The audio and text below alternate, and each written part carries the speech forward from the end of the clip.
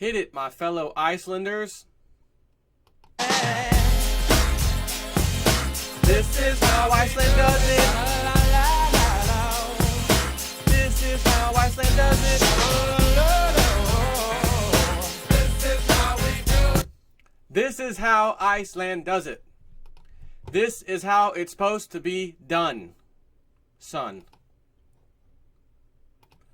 First they jailed the bankers, thanks to Zero Hedge. Now every Icelander to get paid back in a bank sale? What the? What planet am I on? No, this can't be real. This cannot be real. First, Iceland jailed. Bailed. See how easy my mouth banker? Just use the word bailed out. Bailed out. Banker, bailed, banker. Sorry, I had to reprogram myself. 1 second. Okay, got it.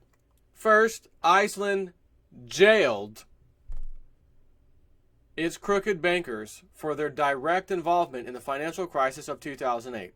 Now, every Icelander will receive a payout for the sale of one of its 3 largest banks, Íslandsbanki.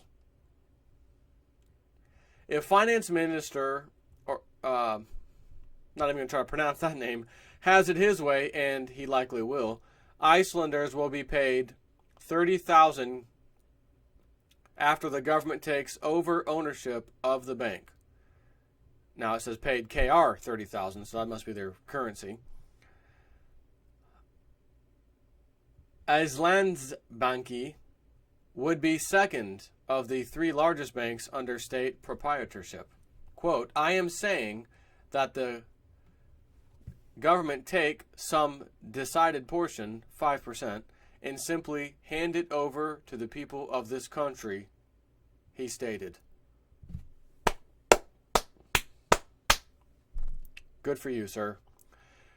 Because Icelanders took control of their government, they effectively own the banks. If you have a government by the people, for the people, then if the government bails out a bank and has anything to do with that, then you own the bank, which means the people own the bank. Not the rotten government officials who make backroom secret handshake deals with those banks for bailing them out. Iceland, this is how they do it. He believes this will bring foreign capital into the country and ultimately fuel the economy, which, incidentally, remains the only European nation to recover fully from the 2008 crisis. Let me say that again in case some bozo out there can't hear this. Remains the only European nation to recover fully from the 2008 crisis. Iceland even managed to pay its outstanding debt to the IMF, the crooked IMF, in full and in advance of the due date.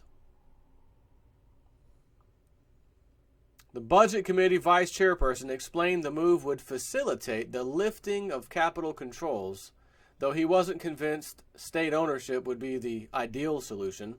Former finance minister sided with this particular guy, I can't even say that name, telling a radio show, we shouldn't lose the banks to the hands of fools, and that Iceland would benefit from a shift in focus to separate commercial banking from investment banking. And guess what we did here in America? Who was the pioneering country? Anyone else? To merge those 2 entities into one big bank like JP Morgan. Oh, well, I don't have to name them all. Just to make this quick, the 2 big to fail banks. The 2 big to fail banks became investment and banking powerhouses. What does he say here? We should separate commercial banking from investment banking. Well, we used to do that here until regulations were overturned. Congressmen and women made their backroom deals, allowed the banksters, the crazies to run the crazy house. And there you had 2008 crisis, and because of that, we had this mountain of ballooning debt and more bailouts that took place after the little TARP fund. Trillions of dollars were given to the banks. Again, no lesson has been learned. They've overturned any little Dodd-Frank Act piece of legislation that did any kind of regulatory measure against this crap. And we are right back where we were, just where they wanted it.